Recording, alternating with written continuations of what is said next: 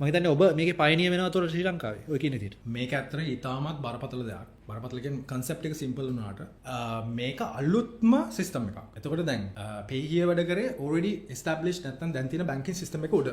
මේක ඇවිල්ලා completely අලුත් system එකක්. මේකට ඇත්තම බැංකුව අවශ්‍ය නැහැ, government එකත් අවශ්‍ය නැහැ. හරිද?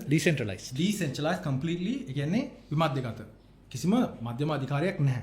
එතකොට මේ වගේ දෙයක් කොහොමද අපි government එකක් වශයෙන් ඔලුවට ගන්නෙ?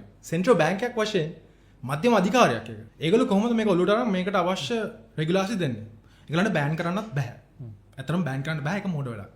ඒක දැන්ටමත් වෙනවනේ. අපි මේ හදන්නේ ඒක ටිකක් අර විසිබල් කරලා ඔෆිෂියල් මාර්ගයකට ගන්න උනාට අපි දන්නවනේ ලංකාවේ අන්ඩර්ග්‍රවුන්ඩ් එකේ ඩොලර් මම හිතන්නේ බිලියනයකට ලං වෙන්න උහුමාරු වෙනවා සල්ලි. අපිට ජෙනරල් ගෙස් එකක් විදිහට කියන්න පුළුවන්. අපි මෙෂර් කරලා තියෙන දේවල් වලිනුයි ඒ වගේම මේ ඉන්ඩිපෙන්ඩන්ට් ගෲප්ස් ඉන්නවා, ඉන්ටරෙස්ට් ගෲප්ස් ඉන්නවා. අපි P2P සිස්ටම් එක එක්ස්චේන්ජ් එක විතරක් මිලියන 50යි 100යි අතර අපි එස්ටිමේට් කරලා තියෙනවා වෙන දේවල්. පළවෙනි පේජ් එකේ විතරක්. P2P යනකොට මම හිතන්නේ pages 12ක් විතර දෙනවා. පළවෙනි පේජ් එකේ විතරක් අවුරුද්දක වෙන transactions එක මිලියන 50යි 100යි අතර අපි ලංකාවේ ඇතුලේ.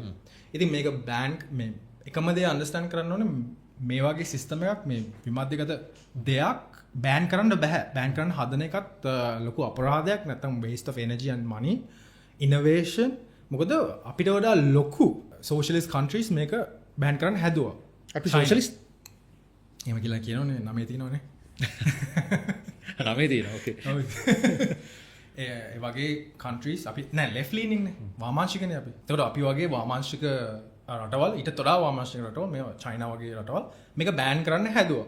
එනකොට ඒගොල්ලන්ගේ බ්ලැක් මාකට් එකේ මේක මල්ටිපල් බිලියන්ස් වලින් වුණා අතරම. ඉතින් දැන් මාකට් කැප් එක නැත්නම් මාකට් එක close to trillion if not over trillion dollars තියෙනවා bitcoin වල විතරක්. හරිද? එතකොට කොහොමද මේක බෑන් කරන්න කියලා ප්‍රශ්නකුත් එනවා. මේක කරන්න බෑ. මම පිළිගන්නේ නැහැ කවදාකවත් ලංකාව වගේ රටකට මේක බෑන් කරන්න පුළුවන් කියලා. එකම දේ තියෙන්නේ කොහොමද ලංකාවට වාසිදායක වෙන විදිහට මේක ඉනෝවේෂන් කියන දේ කිල් කරන්නේ නැතුව ලෝකයේත් එක්කම ඉස්සරහට යන්නේ කොහොමද කියලා ඒක අපි මම හිතනවා අපේ ගවර්න්මන්ට් එක හිතන්න ඕන දෙයක් කියලා.